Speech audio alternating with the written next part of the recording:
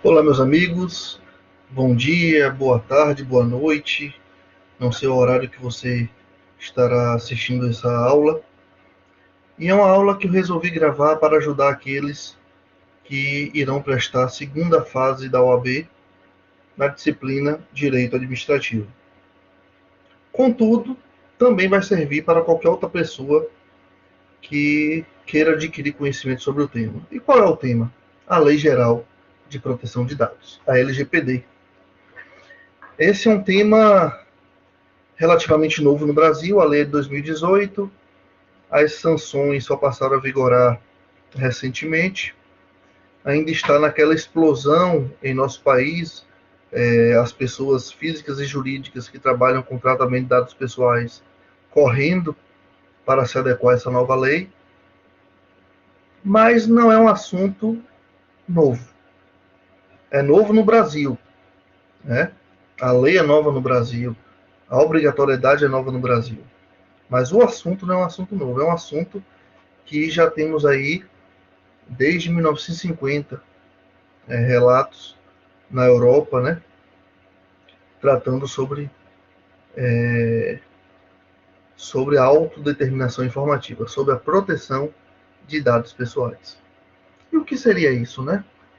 Primeiro, quando a gente fala de proteção de dados pessoais, a gente tem que pensar na autodeterminação informativa, que é um direito fundamental.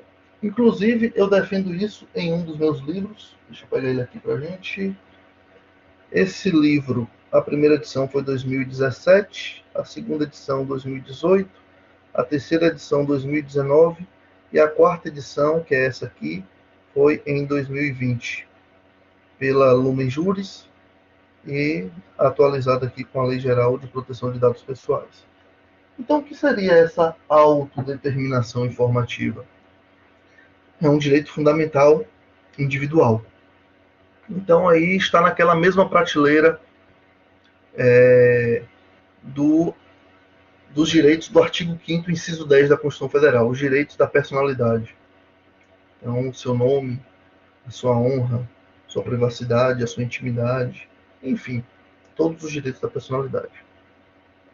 Inclusive estão lá consagrados também no Código Civil, né, a partir do artigo 11. Então, a gente está falando de um direito fundamental, a gente sabe que são direitos fundamentais, são frutos de revoluções, né, de lutas históricas.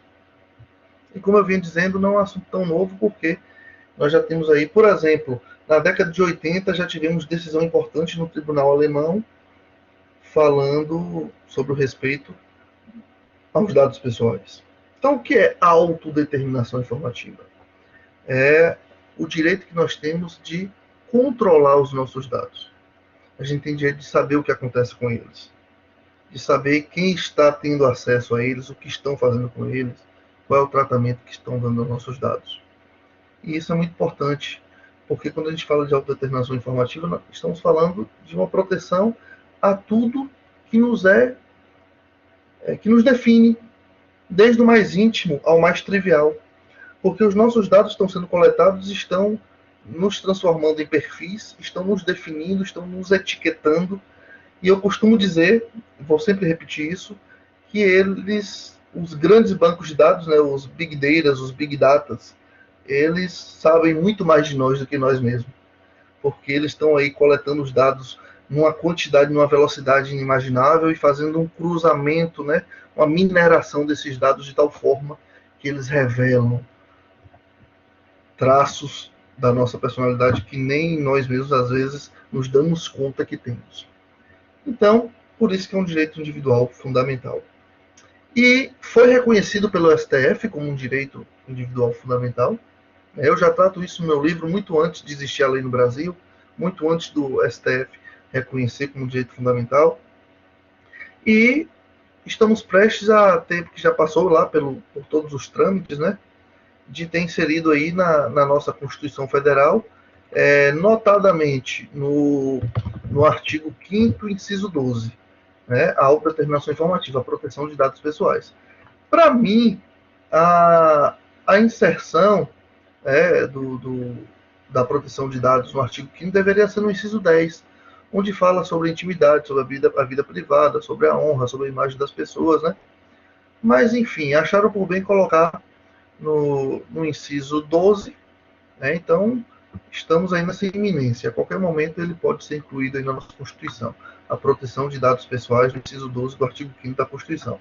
Então, o que já é considerado um direito fundamental será expressamente considerado, ou seja, estará na Constituição expresso, escrito. Então, isso é muito importante, porque deixa de ter discussões, né, sobre realmente a constitucionalidade ou não da coisa, apesar de que, para mim, não existe dúvidas. E aí, esse assunto tem crescido, ele pode cair em prova de direito internacional, em prova do direito do trabalho, em prova de direito constitucional, em prova de direito administrativo, em prova de direito penal. Ele pode vir em vários tipos de provas aí. Né? Você vê que a raiz é constitucional. A raiz dele é constitucional. Né?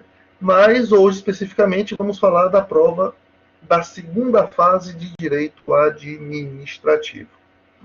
Certo? Preparei aqui um material para poder compartilhar os artigos da LGPD, da Lei 13.709, com vocês. Certo? Material este que passo a exibir neste momento. Ok? Eu sou Rafael Freire Ferreira, sou doutorando em Direito, sou mestre em Direito, sou especialista em Direito Público, especialista em Ciência de Dados e Big Data Analytics, sou bacharel em Administração de Empresas, sou advogado, sou professor e sou escritor. Né? Eu tenho uma dezena de obras escritas, muitas delas em várias edições.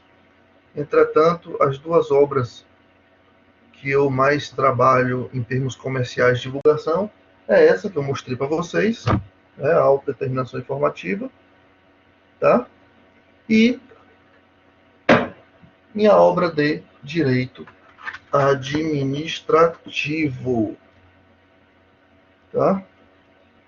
Rafael Freire Ferreira, Manual Objetivo de Direito Administrativo, pela editora A5, estou na segunda edição. Ok, gente? Quem se interessar, pode entrar em contato comigo pelo Instagram. Meu Instagram é Prof. Rafael Freire. Repito, Prof. de professor, né? O Prof. F mudo, Prof. Rafael Freire. Então, quem se interessar, pode entrar em contato comigo pelo Instagram, que nós temos aí algumas condições especiais. Ok? Então, vamos lá. Então, vamos tratar aqui agora da Lei Geral de Proteção de Dados Pessoais, a Lei número 13.709 de 2018, segunda fase da OAB, Direito Administrativo. Então, o que é que está sendo cobrado desse assunto? Está sendo especificamente cobrado o tratamento de dados pessoais pelo poder público. Mas antes de adentrarmos especificamente no poder público, a gente precisa conhecer um pouquinho dessa lei, né? Então, ela trata sobre, obviamente, o tratamento dos dados pessoais. Então, qualquer pessoa física ou jurídica que esteja tratando dados pessoais, seja por meios digitais ou meios físicos, né? Elas precisam obedecer essa lei. Então, qual é o objetivo da lei? Está no final do artigo 1º. O seu objetivo é proteger os direitos fundamentais de liberdade, privacidade e livre desenvolvimento da personalidade natural, né, da pessoa natural. É aquilo que eu falei no início. Tem a ver com liberdade, porque tem a ver com autonomia, com autodeterminação. Tem a ver com privacidade, porque são os seus dados, aquilo que diz respeito a você, que estão sendo utilizados, né? E tem a ver com o livre desenvolvimento da personalidade, porque envolve os direitos da personalidade, como já disse anteriormente, como seu nome, sua imagem, sua honra, sua privacidade, por aí em diante. E essa é uma lei, gente, que é federal. Ela não é uma lei... Desculpa, gente. Ela é uma lei nacional, desculpa. Ela é uma lei nacional. Ela não é uma lei federal. Ela não é uma lei federal. Ela é uma lei nacional. Ou seja, todos os entes, né, que compõem a nossa administração pública, ou até as controladas também por esses entes, deverão respeitar essa lei. A gente falando de poder público porque é o nosso assunto específico. Mas qualquer pessoa física ou jurídica que trate dados pessoais no país terão que respeitar essa lei. Até se essas pessoas jurídicas de fora também, que venham a ingressar no país para algum tipo de atividade, também tem que ter respeito a essa lei. Pois é uma lei nacional, não é uma lei federal. Ok? Vamos seguindo. No artigo 2, ela fala sobre os fundamentos. Quais os fundamentos da proteção de dados pessoais? Respeitar a privacidade, respeitar a autodeterminação informativa, já expliquei a vocês o que significa. Aí vem liberdade de expressão, informação, comunicação e opinião. Ou seja, nós temos nossa expressão, nosso direito de se expressar, de se informar, de se comunicar, de opinar é totalmente livre, mas precisamos lembrar que esses direitos não são absolutos. Eles vivem em comunhão com outros direitos fundamentais. Apesar de que o STF, em todas as suas decisões, anda naquela esteira de ter a informação, a expressão, a comunicação como direitos privilegiados, né? Mas apesar disso, eles estão aí na mesma prateleira dos outros direitos fundamentais, então também devem respeitar a proteção de dados pessoais. Okay? A inviolabilidade da intimidade, da honra, da imagem, direitos da personalidade, né, gente? Também deve preservar o desenvolvimento econômico, tecnológico e inovação, ou seja, não pode atrapalhar, né, esse desenvolvimento.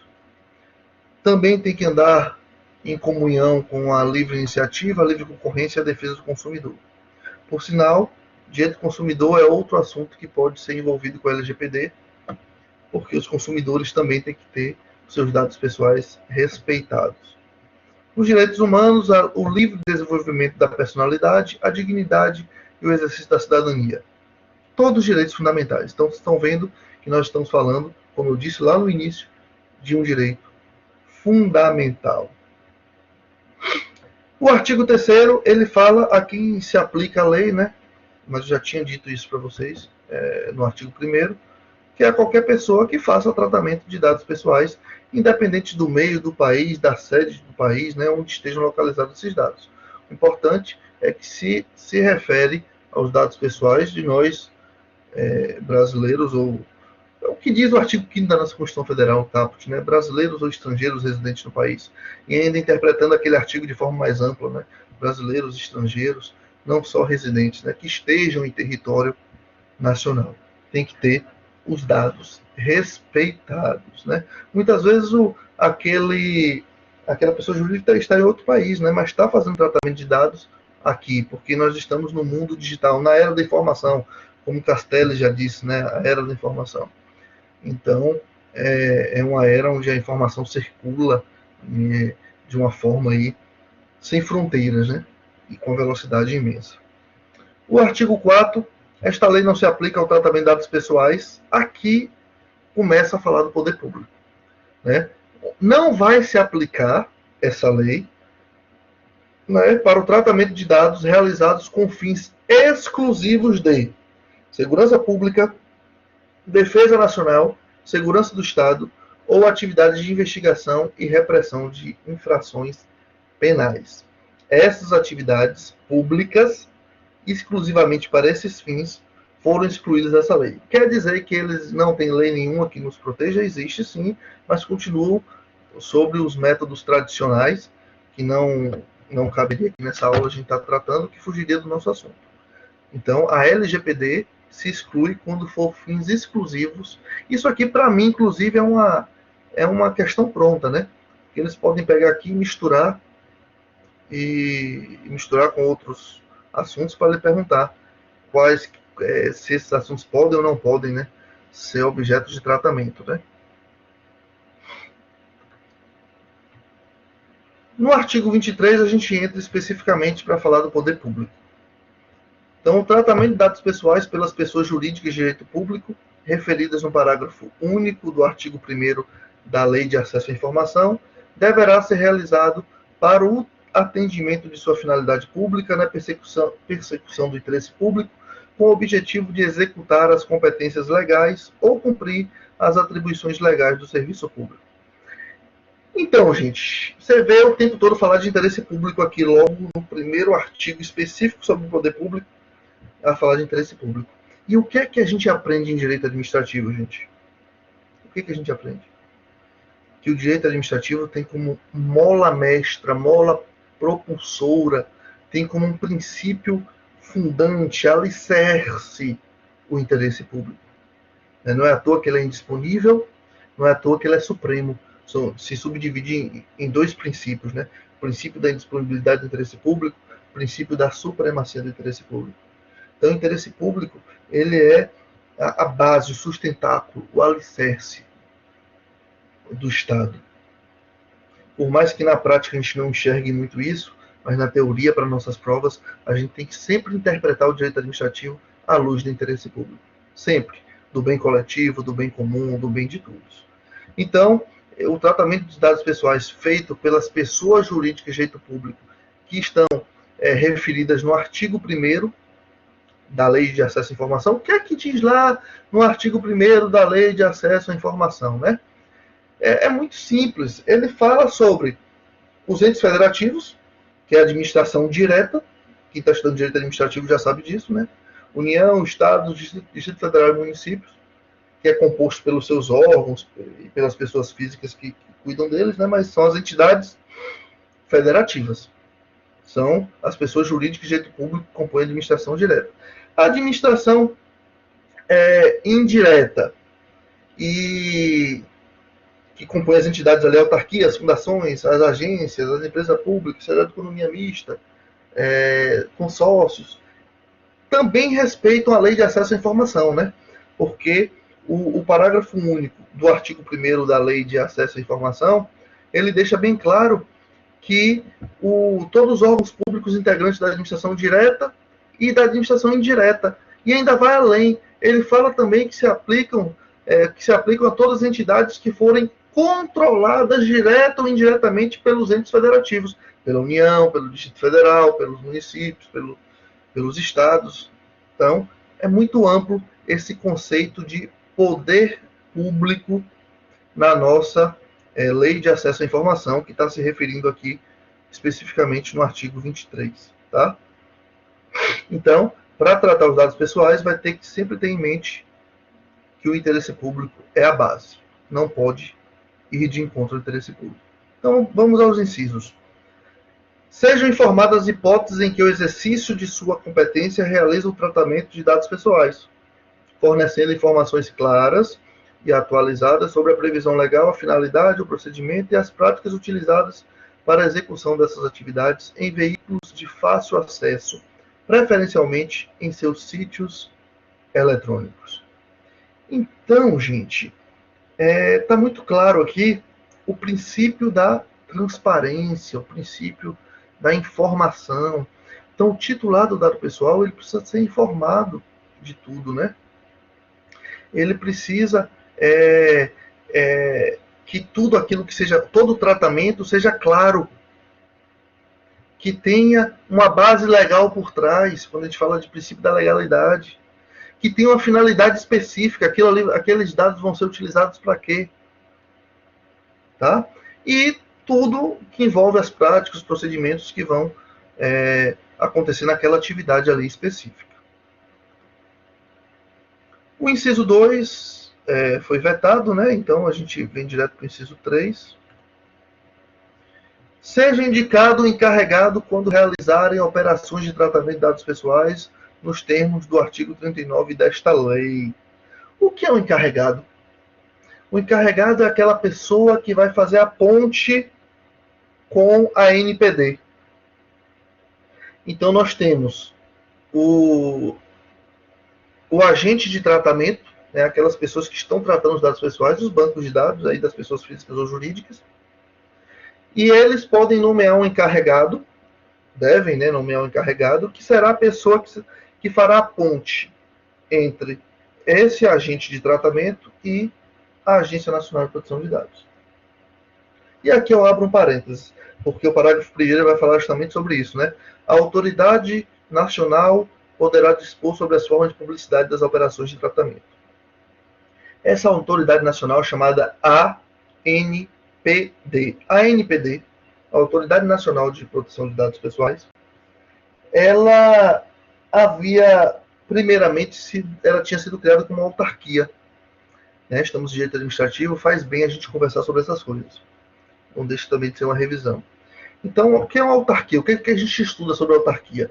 É uma entidade da administração pública indireta, é uma pessoa jurídica de direito público com autonomia financeira, funcional, administrativa, enfim, né? Serve lá para os seus fins públicos, né? A prestação de serviço público, goza de imunidades, enfim. Por só em ser uma pessoa jurídica de direito público já diz tudo, né? Um regime jurídico de direito público. E autônoma, sem subordinação hierárquica para o ente federativo que estiver vinculado. Porque se for uma autarquia estadual, federal, municipal ou distrital, a gente sabe que não é hierarquia. O que há é controle, fiscalização, né? O ente federativo pode fiscalizar, mas pode exercer o controle, mas hierarquia não existe. Então, no caso da NPD, seria uma autarquia federal. Total autonomia. Mas foi vetado por Michel Temer. Né? E após esse veto, foi feita uma medida provisória que depois foi convertida em lei, hoje já está na lei inserida na Lei de Proteção de Dados Pessoais, na Lei 13.709 de 2018, não mais como autarquia, mas sim como um órgão da União. Então, o que é um órgão da União? É um órgão federal que está diretamente vinculado à presidência da República. Se a gente pensar na hierarquia dos órgãos, né, nós temos os órgãos independentes como o topo da hierarquia. Então, a presidência da República é o topo da hierarquia dos órgãos federais. Não é isso? Aí, se ele vai estar subordinado como um órgão federal, a NPD está subordinada à presidência da República, então já não está no topo da hierarquia, já está abaixo. Tá? Então está subordinado ali ao presidente da República. Isso foi bom? Não, não foi bom. Era melhor que tivesse autonomia, fosse uma pessoa autônoma, né? Porque o órgão, entre órgãos existe hierarquia. Entre pessoa jurídica e órgão existe hierarquia. De pessoa jurídica para pessoa jurídica não há hierarquia. Pessoa jurídica para pessoa jurídica é a chamada descentralização administrativa. Pessoa jurídica para órgão é a chamada desconcentração administrativa. Na desconcentração existe hierarquia. Então, a NPD está subordinada à presidência da República. Não era o ideal, né? Então, é ela que vai dispor sobre as formas de publicidade, sobre as operações de tratamento do poder público, né? O disposto nessa lei não dispensa as pessoas jurídicas mencionadas, todas as que nós falamos aqui, né? De instituir as autoridades de que trata a lei de acesso à informação. Então, vocês estão vendo que a lei de acesso à informação está sendo o tempo todo citada. É um conselho que vocês deem uma lidinha lá na lei de acesso à informação, tá bom? Parágrafo 3º, os prazos e procedimentos para o exercício dos direitos do titular perante o poder público observarão o disposto em legislação específica, em especial as disposições constantes na lei do habeas data, também na lei do processo administrativo e também na lei de acesso à informação. Gente, a lei do habeas data, que pode ser complementada com o artigo 5º, inciso 72 da Constituição Federal, fala justamente sobre informação. Né? Lembrando que na Constituição fala em ter acesso a informações através do habeas datas ou retificar informações através do habeas datas. Né? Não, se a memória não estiver me traindo, é realmente o inciso 72, né? Acho que é isso mesmo, 72 da Constituição Federal, do artigo 72 do artigo 5º, que fala sobre o habeas data. Então lá fala de acessar e de retificar. Na lei do habeas data vai além, fala de acesso, de retificação e de justificação. Você pode botar uma justificativa ali, por que aquela informação sua existe. Lógico, tem que ser uma justificativa motivada, né, válida e justa. Tem que ser justa, tá? Então, se observarão o habeas data, se observará a lei do processo administrativo, né, que é a lei geral do processo administrativo. Ela, por mais que você tenha procedimentos administrativos previstos em outras leis, ela sempre fica como subsidiária, né? E a lei de acesso à informação também tem que ser observada. Tá? Parágrafo 4º vai falar sobre os serviços notariais e de registros exercidos em caráter privado. Inclusive, o CNJ já determinou que os notários se adequem à Lei Geral de Proteção de Dados. Eles estão aí fazendo os cursos, tem uma corrida muito grande aí para a adequação dos notários, né?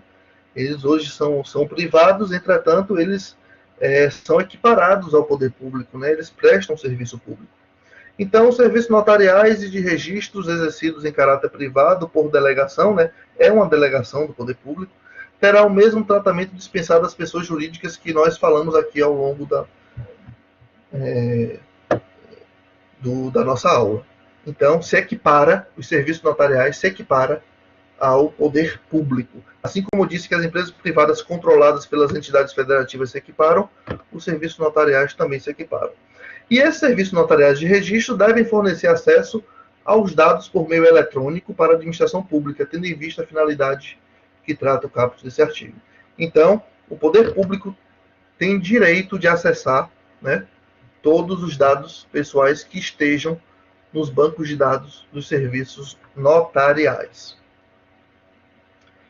O artigo 24 fala das empresas. Aqui cuidado com isso, é interessante. As empresas públicas e a sociedade de economia mista, quem são elas, gente? São as empresas estatais. Empresas estatais. A gente sabe que as empresas estatais elas podem prestar serviço público genuíno, sem finalidade econômica, mas elas também podem ter finalidade econômica. E é isso que fala esse artigo, quando ele diz assim, que elas atuam em regime, quando elas atuam em regime de concorrência, ou seja, estão concorrendo no mercado, que está lá no artigo 173 da Constituição Federal, né? Elas estão concorrendo no mercado, então elas estão explorando a atividade econômica, então elas aí serão equiparadas às pessoas particulares. Elas só vão ter o tratamento de pessoa jurídica de direito público, de poder público, se elas não explorarem a atividade econômica. Se elas exploram a atividade econômica, aí ela já vai ter o tratamento normal como qualquer outra pessoa jurídica de direito privado. Certo? O tratamento que eu falo relativo à LGPD. Então, a gente tem que lembrar de separar as empresas estatais, que são essas duas, empresa pública e economia mista, naquelas que exploram atividades econômicas e aquelas que não exploram. As que não exploram podem ser equiparadas ao poder público. As que exploram atividade econômica em regime concorrencial, aí vão se equiparar aos particulares. Não vai ter o tratamento do poder público, não. Tudo isso que a gente está falando aqui hoje não vai se encaixar a elas. Elas vão ter tratamento normal como qualquer outro particular, tá bom? As empresas públicas e economia mista, quando estiverem operacionalizando políticas públicas e o âmbito da execução delas, terão o mesmo tratamento do poder público. Foi o que eu acabei de dizer, né? Então, separem as empresas estatais em duas. Quando exploram atividade econômica e quando prestam somente serviço público. Os dados deverão ser mantidos em formato interoperável e estruturado para o uso compartilhado, com vistas à execução de políticas públicas, à prestação de serviço público, à descentralização da atividade pública e à disseminação e o acesso às informações do público, pelo público em geral. Aqui, gente, uma licencinha para tomar uma água. Aqui está falando que o formato dos dados tem que ser compreensível e inteligível. Tem que estar claro, compreensível, inteligível, para que possa, né, permitir a execução de política pública, para a prestação dos serviços, para descentralizar a atividade pública, né, através da descentralização, lembrando que a descentralização pode ser outorgada, que é a administração indireta, ou pode ser delegada, que é por contrato. Né? Outorgada é por lei, a administração indireta, né? Porque a gente sabe que a pessoa de direito público na administração indireta, ela vai vir por outorga e é criada diretamente por lei. Já a pessoa jurídica de direito privado da administração indireta, ela também precisa da lei, mas a lei autoriza. A lei autoriza a sua criação e depois vai ser constituída a sua criação nos órgãos competentes, né? Mas tem as empresas privadas que também são frutos da descentralização, mas não fazem parte da administração indireta. Elas são frutos da delegação, elas assinam um contrato administrativo, né? Pode ter passado por um processo licitatório ou não. Então, a descentralização da atividade pode vir por meio dessas situações que eu acabei de colocar. E a disseminação e o acesso à informação para o público em geral confirma mais uma vez que os dados têm que estar claros, inteligíveis e compreensíveis. O uso compartilhado de dados pessoais pelo poder público deve atender às finalidades específicas de execução de políticas públicas e atribuição legal pelos órgãos e pelas entidades públicas, respeitados os princípios de proteção dos dados pessoais no artigo 6º dessa lei, né? Todos os princípios que estão lá no artigo 6º, que seria interessante que vocês dessem uma olhada também, porque a gente sabe que princípio eles informam e informam, né? Informam e informam. Informar no sentido de que eles nos ensinam o conteúdo daquilo ali, daquele assunto. E informam com ele é de dar forma ao direito. Então, os princípios informam e informam. Então, é sempre bom estar de olho nos princípios todas as vezes que a gente estudar qualquer assunto do direito, tá? E, especificamente, quando a gente fala desses princípios do artigo 6º, eles são muito importantes, né? Porque ele vai falar, por exemplo, da finalidade, né? Para realizar um tratamento de dados pessoais, tem que ter uma finalidade específica. Né? Tem que dizer qual é a finalidade, não pode se apartar disso, né? Tem que ser adequado, o compartilhamento do dado ele tem que ser adequado com aquela finalidade que foi informada ao titular, né? Tem que obedecer o princípio da necessidade, que vai utilizar apenas os dados necessários, nunca além disso, né? Ficar coletando dados aí sem critério nenhum, ok? O livre acesso, para o titular poder sempre ter livre acesso aos dados e saber, né, consultar ali de forma fácil e gratuita o que está acontecendo com os dados dele. Né? A qualidade desses dados tem que estar exato, com clareza, com relevância. Okay? A transparência, né, para saber exatamente como está se dando aquele tratamento. O titular tem direito a isso. Isso é autodeterminação informativa. Né? A segurança, para que não haja vazamento, não haja uma subtração desses dados, né? Junto com a segurança, a prevenção, para que adote medidas para que não venham a acontecer incidentes. Né? Não pode haver discriminação. Quando você coleta dados pessoais, tem que cuidar para que aqueles dados não discriminem as pessoas. Né? Não pode abusar você vai discriminando de tal forma que acaba cometendo um ilícito, né, com aquelas pessoas ali. E tem também o princípio da responsabilização da prestação de contas. As pessoas que não seguirem como deve seguir essa lei podem vir a ser responsabilizadas. Ok? É vedado ao poder público transferir às entidades privadas dados pessoais constantes da base de dados que tem acesso, exceto, ou seja, o poder público não pode transferir dados para pessoas privadas, exceto em caso de execução descentralizada. Foi o que eu falei antes. Às vezes, há uma descentralização do serviço público para que a execução do serviço público fique na mão de uma empresa privada. Então, aí, nesse caso, pode ocorrer um compartilhamento.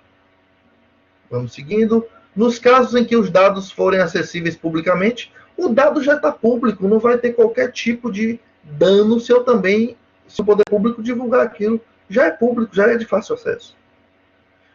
Quando houver previsão legal ou transferência for respeitada em contratos, convênios, instrumentos congêneres, ou seja, já está previsto que aquilo ali pode ser compartilhado, né? Seja previsto em lei ou em contratos, convênios, enfim. Na hipótese da transferência dos dados objetivar exclusivamente a prevenção de fraudes e irregularidades, proteger e resguardar a segurança e integridade do titular. Então, toda vez que for para proteger o titular, também é possível que haja um compartilhamento. Parágrafo 2º. Os contratos e convênios de que trata o parágrafo 1º, que foi o que a gente falou aqui no inciso 4, né, deverão ser comunicados à autoridade nacional. Então, toda vez que tiver um contrato, um convênio ou qualquer instrumento parecido que fale sobre a transferência de dados, a transferência de dados, isso tem que ser comunicado à ANPD, porque é ela que vai averiguar a legalidade desses instrumentos. A Autoridade Nacional de Proteção de Dados, que eu já expliquei a vocês quem é. Artigo 27. A comunicação ou uso compartilhado de dados pessoais de pessoa jurídica de direito público, a pessoa jurídica de direito privado será informada à autoridade nacional, ou seja, toda vez que houver esse compartilhamento do público para o privado, mesmo nos casos que são permitidos, que são os casos que nós vimos anteriormente, que permite, né, as exceções. Então, mesmo nesses casos, a autoridade nacional ela tem que ser avisada, né? Ela será informada e dependerá de consentimento do titular, exceto quando é que essa transferência não precisa do consentimento do titular. Nas hipóteses de dispensa de consentimento prevista nessa lei, né? Essa lei fala quais são as situações onde o consentimento ele não será exigido, ok? Se você for pegar, eu já tive curiosidade, inclusive, de olhar isso.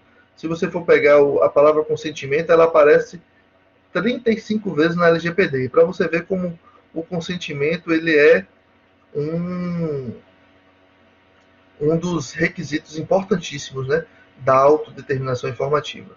Apesar de que, em alguns momentos, é dispensada a exigência do consentimento, né, desses dados pessoais. Tá?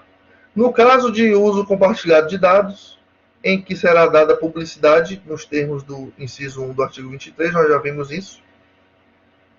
Não vamos voltar lá, né? Nas exceções constantes no parágrafo 1º do artigo 26, foi as exceções que a gente acabou de falar aqui agora, já explicamos. Parágrafo único. A informação à autoridade nacional de que trata o caput deste artigo será objeto de regulamentação. Então, aqui é uma norma que depende de regulamentação, depende que a autoridade nacional baixe lá suas portarias, seus regulamentos, seus normativos, enfim, o que quer que seja que eles vão dar o nome, o ato administrativo que eles vão fazer, eu não sei qual é, a espécie de ato, mas tem que ser um ato regulamentar, obviamente, né? Lembrando de poder regulamentar, né? Os poderes do direito administrativo têm o poder regulamentar. Então, o poder normativo, o poder regulamentar, que será o que fará com que esse dispositivo fique regulamentado. Ok? O artigo 29. A autoridade nacional poderá solicitar a qualquer momento aos órgãos e às entidades do poder público a realização de operações de tratamento de dados pessoais, informações específicas sobre o âmbito e a natureza dos dados e os outros detalhes do tratamento realizado, e poderá emitir parecer técnico complementar para garantir o cumprimento desta lei. Então você vê que é a autoridade nacional que é a responsável pela fiscalização, pelo controle e pela aplicação de penalidades que se refere à LGPD. Tá? Então ela pode solicitar em qualquer momento todas essas informações, inclusive ela pode emitir parecer técnico, né, sobre tudo que for fiscalizado. A autoridade nacional poderá estabelecer normas complementares para as atividades de comunicação de uso compartilhado de dados pessoais. Estamos no aguardo dessas normas, com certeza terão muitas, que irão definir como se darão as atividades de comunicação e de compartilhamento de dados pessoais. A ANPD ainda está embrionária, né? Faz pouco tempo que foi montada as suas autoridades, né? As pessoas que compõem a ANPD, e aos poucos a gente vai ver se consolidando aí todos esses normativos, e principalmente as decisões, né, em processos administrativos que vão formando jurisprudências, e aí a gente vai vendo essa lei se formatando no caso concreto, o que ainda não é o caso. Ok? Artigo 31. Quando houver infração a esta lei em decorrência do tratamento de dados pessoais por órgãos públicos, a autoridade nacional poderá enviar informe com as medidas cabíveis para fazer cessar a violação. Então, a autoridade nacional tem que fiscalizar, orientar e ensinar o poder público a trabalhar com dados pessoais, né? Para que não ocorra nenhum tipo de incidente, e se ocorrer, ela vai fazer com que isso cesse, né? Informando, orientando o poder público. Com o privado é diferente. Com o privado vai para processo administrativo, vai para punição, né? Artigo 32. A autoridade nacional poderá solicitar a agentes do poder público a publicação de relatórios de impacto à proteção de dados pessoais. É o RIPD, RIPDP, Relatório de Impacto à Proteção de Dados Pessoais. Isso é muito importante, né? Tem que fazer um data mapping, né? O data mapping, um bom português. Tem que ser feito o mapa dos dados pessoais, né, em bom português. Tem que ser feito esse mapa para você saber exatamente quais são os dados pessoais que são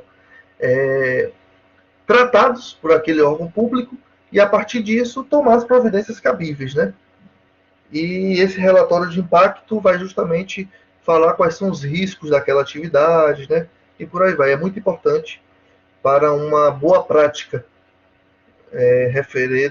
referente à adequação à LGPD.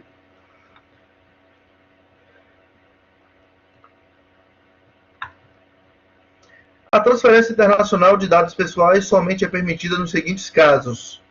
Para o país, aqui eu não vou colocar todos os incisos, só os incisos mais impactantes no que se refere a relações internacionais do Estado brasileiro, ok? Para países ou organismos internacionais que propiciem grau de proteção de dados pessoais adequados ao previsto nessa lei. Quem é que vai definir se aquele país tem o grau adequado de proteção ou não? É a própria Autoridade Nacional de Proteção de Dados. Ela vai definir se aquele país tem é adequado ou não, né? Através das leis existentes, da autoridade daquele país, de como está sendo tratado a proteção de dados naquele país, por aí vai. O Brasil, por exemplo, tinha um nível terrível de produção de dados e foi forçado a se adequar justamente para que pudesse continuar aí com as transações internacionais, porque a Europa, por exemplo, com a sua adequada proteção, ela já tinha uma determinação de só tratar com países que tivessem também uma proteção adequada, né? Inciso terceiro, quando a transferência for necessária para a cooperação jurídica internacional entre órgãos públicos de inteligência, de investigação e de persecução, de acordo com os instrumentos de direito internacional. Então aqui está bem claro, né, quando houver necessidade para cooperar juridicamente com os órgãos de inteligência, de investigação, de persecução penal daqueles outros países, né? Também vai ser permitida a transferência internacional. Quando a transferência for necessária para a proteção da vida ou incolumidade física do titular ou de terceiro, então está precisando preservar a vida de alguém, né? Quando a autoridade nacional autorizar a transferência, ou seja, mesmo que não se encaixe aqui nesses incisos, mas foi solicitada a autoridade nacional e ela autorizou. Quando a transferência resultar em compromisso assumido em acordo de cooperação internacional. Quando a transferência for necessária para a execução de política pública ou atribuição legal de serviço público. Também permite a transferência dos dados. Para fins do inciso 1 desse artigo, as pessoas jurídicas de direito público referidas no parágrafo único da Lei de Acesso à Informação, né, que já falamos quem são, né? No parágrafo único da Lei de Acesso à Informação, você vai ter aí a administração indireta, vai ter aquelas que são controladas pela administração indireta, vai ter os órgãos que integram a administração direta, vai estar tudo lá no parágrafo único do artigo 1º da Lei de Acesso à Informação. Ok?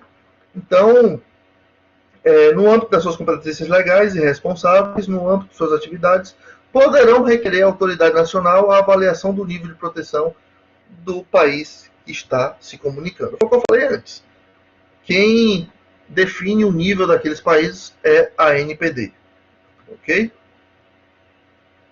O nível de proteção de dados do país estrangeiro ou do organismo internacional será avaliado pela autoridade nacional, a ANPD. Então, confirmando mais uma vez o que eu disse. É a ANPD que define esse nível de proteção do país que está se comunicando, né? Para haver o compartilhamento de dados. Agora vamos para as penalidades. Quais são as penalidades, as sanções previstas, que é um dos assuntos que está lá, né, na segunda fase da OAB em administrativos. Quais são as penalidades previstas na Lei de Proteção de Dados Pessoais? Vai da simples advertência até multas milionárias, até fechamento das atividades, né, encerramento das atividades, enfim. Não é fácil, não é fácil tratar esses dados pessoais, não. Então aqui tratar, não é fácil lidar com as sanções que envolvem, desculpa, não é fácil tratar com essas sanções. São sanções realmente pesadas que não há como não prestar atenção na NPD, porque a qualquer momento a gente pode ter uma dessas punições. Eu peço a vocês um intervalinho bem rápido e já retorno.